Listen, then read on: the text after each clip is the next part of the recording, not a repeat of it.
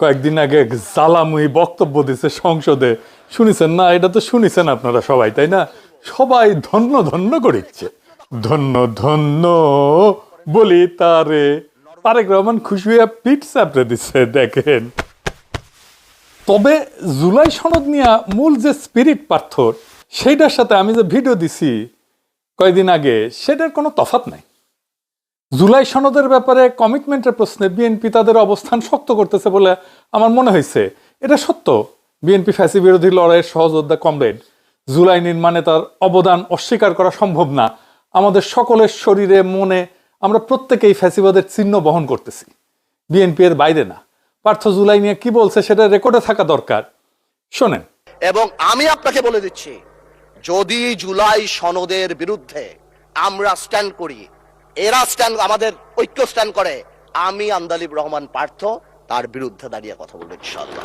তারেক রহমান নিজে হ্যাঁ ভোট দিতে বলছে গণভোটে। আপনাদের সকলকে অনুরোধ করব যে ধানের শীষে যেমন সিলটা দিবেন 12 তারিখে, একই সাথে আপনাকে যে দ্বিতীয় ব্যালট পেপারটি দিবে হ্যাঁ এবং না, সেখানে হায়ের পক্ষে দয়া করে আপনারা রায় দিবেন। মনে থাকবে তো? সালাউদ্দিন সাহেব বলছে জুলাই সনদের পক্ষে আমরা আছি। তো সেটা তো আর নির্বাচিত হয় নাই, সেটা হচ্ছে জুলাই জাতীয় সনদের পক্ষে আছে কি নাই। তো জুলাই জাতীয় সনদের পক্ষে তো আমরা আছি, সারা জাতি আছে। শুনিছেন, রেকর্ড থাকলো। আমরা লক্ষ্য রাখবো কি করে বিএনপি রেজিম সংবিধান সংস্কার নিয়ে, জুলাই সনদের প্রতি তার কমিটমেন্টটা কতটুকু রাখে, সেটা আমরা দেখব। তবে আজকের আলাপটা পার্থর বক্তৃতার অন্য কিছু অংশ নিয়ে, কারণ পার্থ এমন কিছু বলছে, আরো কিছু ওইটা বলতে যায়, যেগুলো নিয়ে কিছু আলাপ আমাদের করতেই হবে। একটা জিনিস সত্য, যে বিরোধী দল আর দেশের মানুষের মধ্যে একটা বড় অংশ বিএনপির জুলাই সনদের প্রতি কমিটমেন্টের প্রতি আস্থা পাইতেছে না। এইটা বিএনপিকে বুঝে দেখতে হবে যে কেন আস্থা পাইতেছে না। এটাও পার্থের বক্তব্যে আছে, কেন আস্থা পাইতেছে না এটা পার্থের বক্তব্যে আছে। শোনেন, পার্থ বলতেছে আপনারা কেন বিপ্লবী সরকার করলেন না। শোনেন, একদম রেসপেক্টের সাথেই বলি, আপনারা সেই সময় রেভলিউশনারি গভর্নমেন্ট করেন নাই কেন? নর্মাল গভর্নমেন্টে গেলেন কেন? ট্রানজিশনাল রেভলিউশনারি গভর্নমেন্ট করতেন। শুনেছেন পার্থ কেন বলতেছে আপনারা কেন করলেন না? মানে অন্তর্বর্তীকালীন সরকার কার পার্থ? এটা তো আপনার না, আপনারা ছিলেন না সেই সরকার তৈরির সময়। আপনারা যান নাই ক্যান্টনমেন্টে ড্যাং ড্যাং করতে করতে, বাসে কইরা, মাইক্রো বাসে কইরা, বাসে কইরা। এই সরকার কেমন হবে সেটাতে আপনাদের বক্তব্য ছিল না, বক্তব্য নেওয়া হয়নি। আপনারা তো নিজেই বলছেন অন্তর্বর্তীকালীন সরকার আপনাদেরই ছিল। শোনেন, আপনাকে একটা কথা বলি, আসলে বলা উচিত না, ইন্টারিম গভর্নমেন্ট তো আমাদেরই ছিল। এখন হাত ঝেড়ে ফেলতেছেন কেন? তখন যদি বিপ্লবী সরকার হয়ে না থাকে, এটা দায়িত্ব জামাত এনসিপির একার না। আপনি জামাত এনসিপির উপর দায়িত্ব পাইতেছেন। এই সরকার তৈরি সময় আপনি ছিলেন, আপনি নিজের দায়িত্ব নিলেন একটু আগেই। আবার শোনান, আপনাকে একটা কথা বলি, আসলে বলা উচিত না, ইন্টারিম গভর্নমেন্ট তো আমাদেরই ছিল। আপনি এনসিপির উপর দায়িত্ব পাইতেছেন। এই সরকার তো তৈরি হয়েছে আসিফ নজরুলের বাসায়। দেখেন, একটা ক্লিপ দেখাই। এই ভদ্রলোক বলতেছে যে আসিফ নজরুল এবং সামরিক কর্তৃপক্ষ ইন্টারিম গভর্নমেন্ট তৈরির ক্ষেত্রে সবচেয়ে বেশি ভূমিকা রাখছে। অনেকগুলো মানে স্বার্থের সম্মিলন হয়েছে। একদিকে হচ্ছে আর্মড ফোর্সেসের, তাদের তো নিজস্ব পছন্দ নিশ্চয় ছিল। আমাদের যিনি চিফ অ্যাডভাইজার হলেন, ওনারও নিজস্ব পছন্দ ছিল। এবং ওই সময় সবচেয়ে যিনি বেশি প্রভাব বিস্তার করেছিলেন, বিশেষ করে আমাদের যিনি অধ্যাপক, সম্মানিত অধ্যাপক আসিফ নজরুল, ওনার প্রভাবটাও কাজ করেছে। এবং বিশেষ করে প্রফেসর ইউনূসের সাথে ওই মুহূর্তে ওনার যে সম্পর্কটা আমার কাছে মনে হচ্ছে অনেক প্রগাঢ় ছিল বিভিন্ন কারণে, যার ফলে উনি হয়তো বা প্রফেসর ইউনূসের সাথে এই কে কোন নামগুলা যাবে কোন নামগুলা যাবে না, উনি একটা বড় নিয়ামকের ভূমিকা পালন করে থাকতে পারেন, যদিও আমি নিশ্চিত না। কিন্তু এই আলাপগুলা কিন্তু সত্যিকার অর্থে কেউ বলছে না। শুনেছেন? আচ্ছা, এবার শুনেন, বঙ্গভবনে যাইয়া প্রধান উপদেষ্টা কে হবে এটাও তারা ঠিক করেছে। মানে এই দুইজন, একজন এই যে মানজার আল মতিন, যার আব্বু মাহমুদ ভাইকে বলছিল ট্রুথ ইজ নো ডিফেন্স। শুনেন, কিন্তু আমার কাছে এই মুহূর্তে মনে হচ্ছে, যেদিন আমরা বঙ্গভবনে গেলাম 6 আগস্ট, তখন বিশেষ করে আমাদের একটা বড় দায়িত্ব ছিল, আমাদের যে নতুন সরকার হবে সেই সরকারের প্রধান কে হবেন, অন্তর্বর্তী সরকারের। তো সেটা একটা কাজ ছিল, যেই কাজটা আমরা বোধহয় 6 থেকে 7 ঘন্টা লেগেছিল সম্পূর্ণ করতে, এবং দীর্ঘ সময় আমাদেরকে বঙ্গভবনে থাকতে হয়েছিল। আমি যদি ভুল না করি সেই দিনটা ছিল 6 আগস্ট, এবং এটার পেছনে আপনারও কিছু অবদান ছিল, বিশেষ করে বঙ্গভবনে যাওয়া কিংবা না যাওয়া নিয়ে। শুনেছেন? আচ্ছা বলেন তো, এই লোকটার চিনেন আপনি?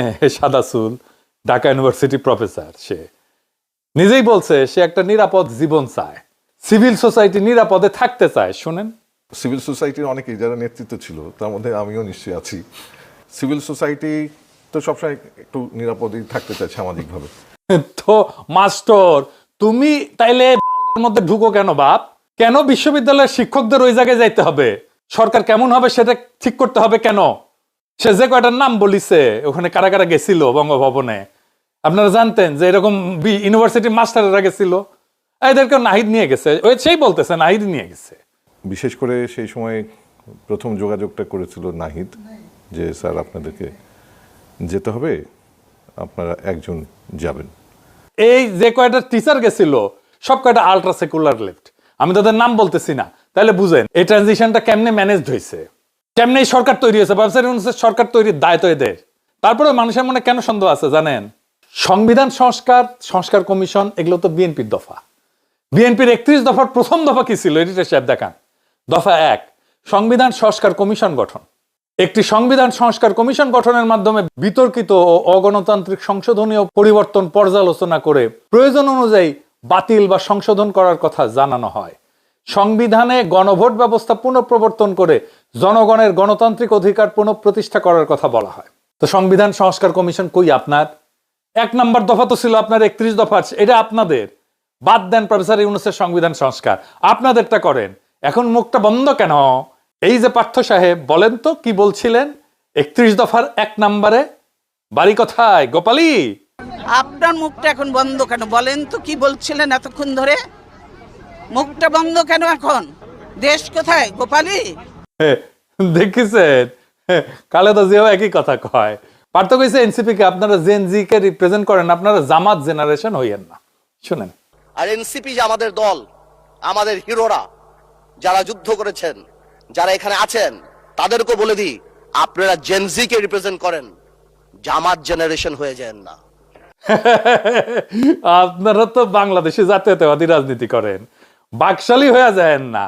আওয়ামী লীগের সমর্থন নিয়ে তো ক্ষমতায় এসেছেন। দেখেন নভেল কি কয়, সেও আপনাদের দাবরানির মধ্যে রাখে। দেখেন, আওয়ামী লীগকে স্পেস দিতে হবে, বৈধতা দিতে হবে, রাজবন্দীদেরকে মুক্তি দিতে হবে। আমাদের দাবি 3টাই। আমরা আপনাদের পদত্যাগের কথা বলছি না। প্রক্রিয়া যাই হোক, আপনার পারফরমেন্স দেখতে চাই। পারফরমেন্স আপনি সংসদে দেখান, রাষ্ট্র পরিচালনার ক্ষেত্রে দেখান। আমরা আপনার সাথে মৌন সমর্থন দিয়েছি বলেই আপনি ক্ষমতায় এসেছেন। আপনি ভুলে যাবেন না, এই সমর্থন সরে গেলে কিন্তু আপনার ক্ষমতা আর থাকবে না। শুধু নভেল না, বাকশালের কাছে ভোট চাইয়া নিছেন, কান্নাকাটি করে হাত পা ধরে হাসিনাই বলছে। শুনেন, বিএনপির অবশ্য অনেক প্রার্থী আমাদের আওয়ামী লীগের নেতা কর্মীর কাছে হাত পা ধরেছে, ধর্ণা দিয়েছে জামাত ঠেকানোর জন্য। দয়া ধর্ম করে তারা ভোটও দিয়েছে। ক্ষমতায় যেতে না যেতে তাদের চেহারা পাল্টে গেছে। হ্যাঁ সত্য নাকি পার্থ? হ্যাঁ, এইভাবে কান্নাকাটি করে ভোট নিছেন? হ্যাঁ ভালো তো, আপনারা গোপালী হয়েছেন, এটা পাবলিকে মনে করে আপনারা ভারপ্রাপ্ত আওয়ামী লীগ। সংবিধানকে ছুঁড়ে ফেলা দেয়া পার্থ খুব বিলাস। সে বলতেছে সংবিধান কি মনে করায় দেয় এটা 71-এর পরাজয়ের দলিল। শোনেন, এই যে একটা প্রক্রিয়া, সংবিধানকে ছুঁড়ে ফেলে দাও, সংবিধানকে ছুঁড়ে ফেলে দাও। সংবিধানকে ছুঁড়ে ফেলবো কেন? সংবিধানকে মনে করায় দেয় যেটা 71-এর পরাজয়ের দলিল। আমি সংবিধান কেন ছুঁড়ে ফেলে দেবো? এই সংবিধান দিলে গাত্রদাহ কেন হবে? এত গায়ে লাগবে কেন? If I don't like it, there are relevant provisions within the constitution যে আমি পরিবর্তন করতে পারি। আমার দরকার কি? পার্থ সংবিধান ছুঁড়ে ফেলে দেওয়ার কথা বলে যে 71-এর পরাজয়ের দলিলের কথা মনে করায় দেয়। আচ্ছা পার্থ শুনেন, এই সংবিধানকে ব্যবহার করে বারবার মানুষের উপর অত্যাচার করা হয়েছে। সুতরাং এই সংবিধান যেই সংবিধান মানুষের কথা বলে না, সংবিধান যেই সংবিধানে মানুষের ইচ্ছার প্রতিফলন হয় না, মানুষের ভবিষ্যৎ দেয় না, মানুষের প্রোটেকশন দেয় না, সেই সংবিধানকে মানুষ ছুঁড়ে ফেলে দেবে। এটা কার কথা? আপনারই কথা তো। এখন মুখটা বন্ধ কেন? এই যে পার্থ সাহেব, বলেন তো কি বলছিলেন সংবিধান ছুঁড়ে ফেলে দেওয়া নিয়ে? বাড়ি কোথায় গোপালী? আপনার মুখটা এখন বন্ধ কেন বলেন তো? কি বলছিলেন এতক্ষণ ধরে? মুখটা বন্ধ কেন এখন? দেশ কোথায় গোপালী? আচ্ছা এইবার আসেন, খালেদা জিয়া নিজে কি বলছিল সংবিধান ছুঁড়ে দেওয়ার ব্যাপারে। দেখেন, এই সংবিধান হলো আওয়ামী লীগের একটি ইশতেহার।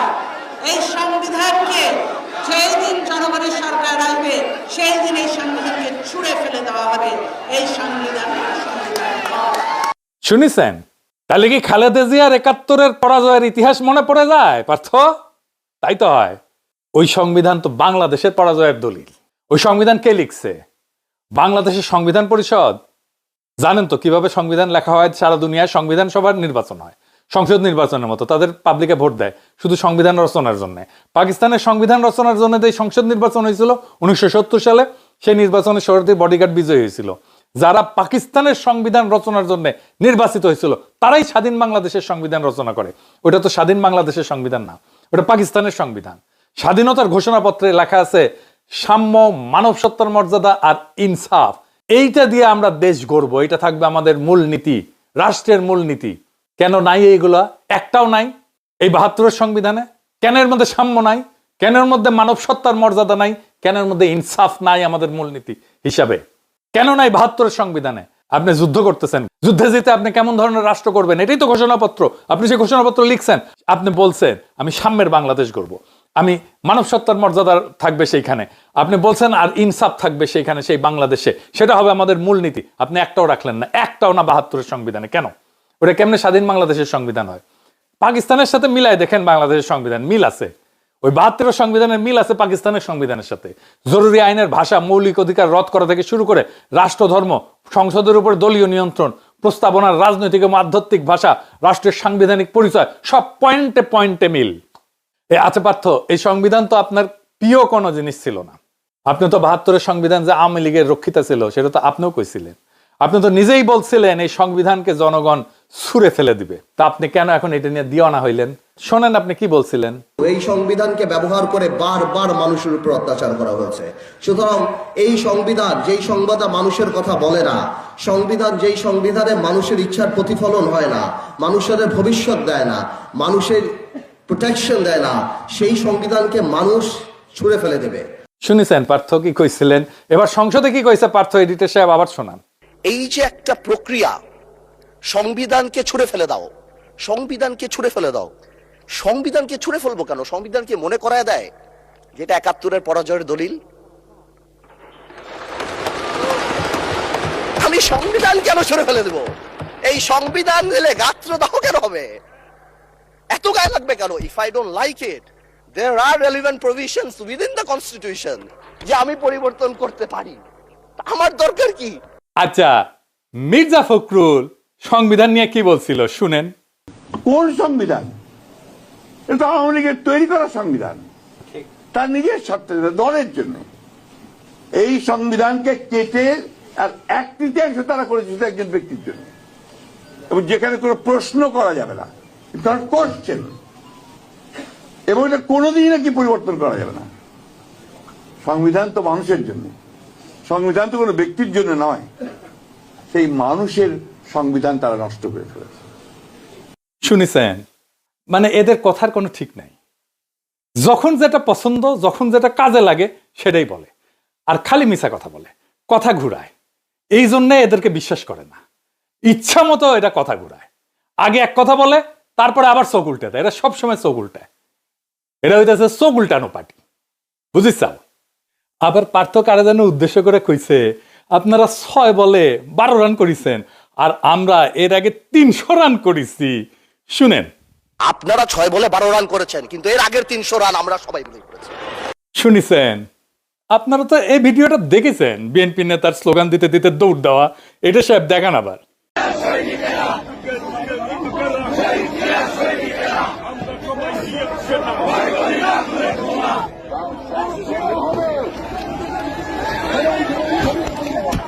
দেখেছেন? কেউ জানতেন যে কেন দৌড় মারিচ্ছে? ওই পার্থ আজকে গলে কয়া দিল 300 রান করা লাগবি না, ওই জন্য দৌড় মারিছে। বিএনপির দৌড়ের উপরে রেখা তাহলে হাসিনা ভালোই করেছে, রান বেশি উঠেছে। দৌড় মারাটাই ওদের কাছে আন্দোলন। আপনারা ঈদের পরে আন্দোলন আন্দোলন শুনেছিলেন না? খালি ঈদের পরে তীব্র আন্দোলনের ডাক দিত মির্জা ফখরুল কেসি গেটের মাঝখানে বসে।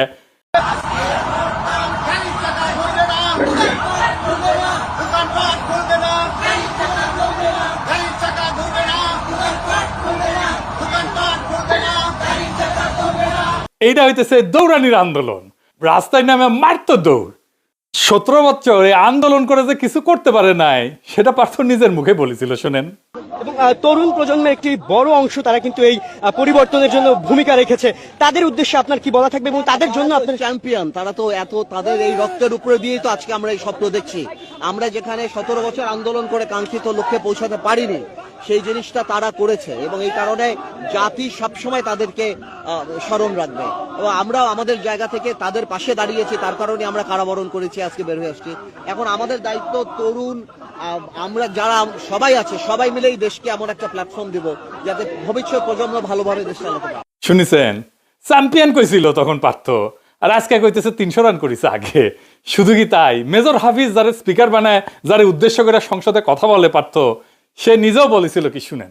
যদি আরো 10 বছরও সংগ্রাম করতাম, এই স্বৈরাচারী সরকারকে যারা সেনাবাহিনীর অস্ত্র নিয়ে মারণাস্ত্র নিয়ে নিরস্ত্র মানুষের উপর ঝাঁপিয়ে পড়ে, এদেরকে সরানো সম্ভব ছিল না। আমি ধন্যবাদ জানাতে চাই এই লড়াকু ছাত্র সমাজকে, বৈষম্য বিরোধী ছাত্র সমাজ, তারা ইতিহাস সৃষ্টি করেছে। শুনিছেন, গান পার হইলে মাঝিকন চুদির ভাই, তাই না? এখন মুখটা বন্ধ কেন? এই যে পার্থ সাহেব, বলেন তো কি বলছিলেন 300 রান করা নিয়ে? বাড়ি কোথায় গোপালী? আপনার মুখটা এখন বন্ধ কেন? বলেন তো কি বলছিলেন এতক্ষণ ধরে? মুখটা বন্ধ কেন এখন? দেশ কোথায় গোপালী? আওয়ামী লীগের রক্ষিতা এই সংবিধানের ফেলায় আওয়ামী লীগ ভাগিছে, তো ইদ্যৎকালটা তো শেষ হইতে দেন, তারপরে নিকা বসেন।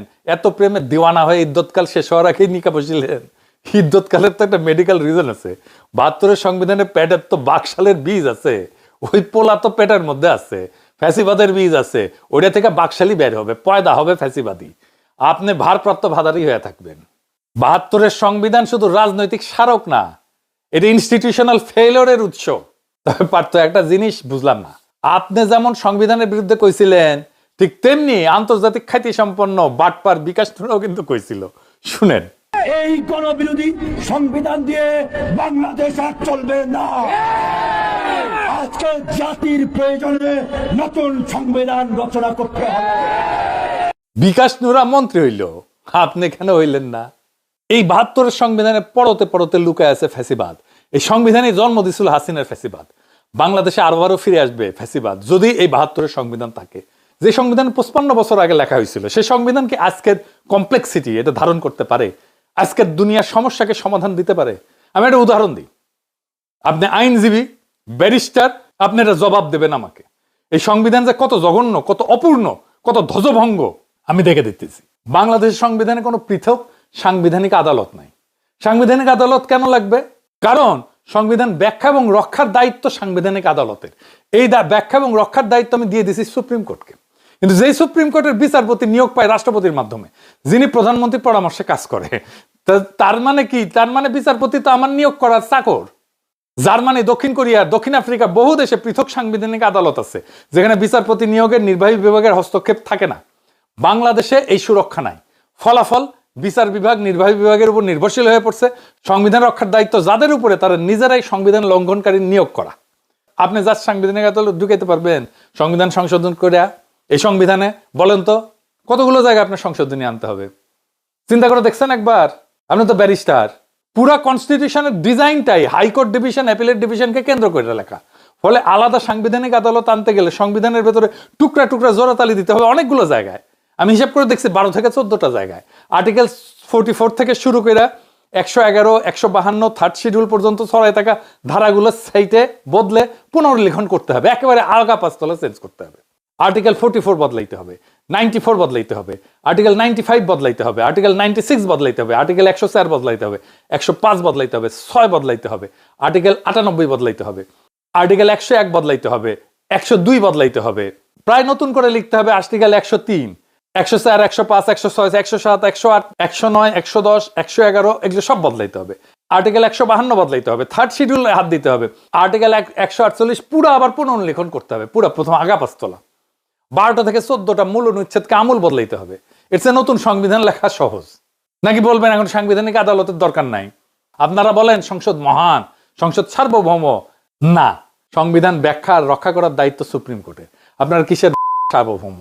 বাংলাদেশে তো জুডিশিয়াল অটোক্রেসি আছে, সব সময় সবার উপরে আদালত। অনির্বাচিত বিচারকদের রাহাজানি চলে সব সময় সংবিধানের উপরে। কথা খুব সোজা, যে সংবিধান বারবার স্বৈরতন্ত্রের জন্ম দেয়, যে কাঠামো ফ্যাসিবাদ থাকিতে পারে না, যে ব্যবস্থায় জনগণের ভোটের উপরে দল, দলের উপরে নেতা, আর নেতার উপরে আর কেউ থাকে না, সেই ব্যবস্থা রক্ষা করাকে আমি কোনো প্রজ্ঞা বলে মনে করি না, কাপুরুষতা বলে মনে করি, প্রতারণা বলে মনে করি। আজ যারা ৭২-এর সংবিধানের প্রেমে হাবুডুবু খাইতেছেন, তাদের মনে রাখা দরকার এই সংবিধান কোনো পবিত্র ধর্মগ্রন্থ না, এইটা একটা রাজনৈতিক দলিল। আর জনগণ চাইলে রাজনৈতিক দলিল বদলায়, ছুঁড়ে ফেলে, নতুন করে লেখে। তাই প্রশ্ন একটাই বিএনপিকে, আপনারা কি মৃত কাঠামোর পাহারাদার হয়ে থাকবেন, নাকি সত্যিকারের নতুন বাংলাদেশের ভিত্তি লিখবেন? কারণ জোড়াতালি দিয়ে রাষ্ট্র বাঁচে না। নতুন রাষ্ট্র করতে হলে নতুন সাহস লাগে, নতুন রাষ্ট্র করতে গেলে নতুন সংবিধান লাগে। ৭২-এর সংবিধান ১৯৭৩ থেকে শুরু করে ২০২৬-এর বাংলাদেশি উপহার দেবে আপনাদেরকে। আবার একই জিনিস ঘটবে, সংবিধানই তো রাষ্ট্র বানায়। আপনি তো আগের সংবিধান রাখছেন, তাহলে আগের রাষ্ট্রও থাকবে। আগামীর বাংলাদেশ আর বানাইতে পারবেন না। আমরা নতুন সংবিধান লিখব, আজ বা কাল, একদিন না হয় আর একদিন। নতুন সংবিধান ছাড়া বাংলাদেশ আজাদ হবে না, বাংলাদেশের মানুষের আজাদি আসবে না। আমাদের